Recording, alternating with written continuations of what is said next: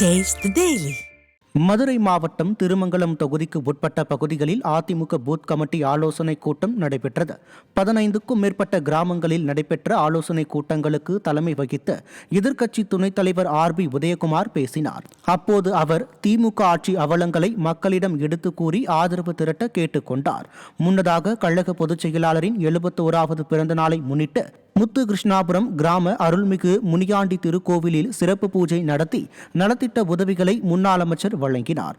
நிகழ்ச்சிக்கான ஏற்பாட்டை பொன்னமங்கலம் ஊராட்சி மன்ற தலைவர் ஜெயராஜ் செய்திருந்தார். தாம்பரம் சானிட்டோரியத்தில் மாணவிக்கு பாலியல் வன்கொடுமை நடந்த அரசு சேவை மைய விடுதியில் பாதுகாப்பு குறைபாடு உள்ளதாக காவல்துறை தெரிவித்துள்ளது.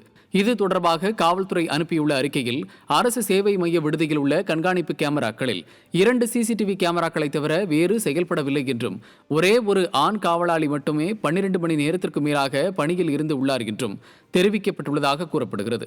மேலும் பெண் விடுதி காப்பாளர் விடுப்பில் சென்றிருந்தது குறித்தும் 10 அடி உயரம் கொண்ட மதில் சுவற்றில் ஆங்காங்கே முள்வேலிகள் உடைந்துள்ளதாகவும் அதில் குறிப்பிடப்பட்டுள்ளது. அத்துடன் பெண்கள் தங்கும் விடுதிக்கு செல்லும் வழி பூட்டப்படவில்லை என்பன உள்ளிட்ட அந்த விடுதியில் உள்ள ஏராளமான பாதுகாப்பு குறைபாடுகள் துறை சார்ந்த அதிகாரிகளுக்கு காவல்துறை சார்பாக அனுப்பி வைக்கப்பட்டுள்ள அறிக்கையில் சுட்டிக்காட்டப்பட்டுள்ளதாக கூறப்படுகிறது. சென்னை தாம்பரத்தில் பாலியல் வன்கொடுமை நடந்த காப்பகத்தில் பெற்றோருக்கு அனுமதி மறுத்ததால் மக்களிடம் பெரும் சந்தேகம் எழுந்துள்ளது.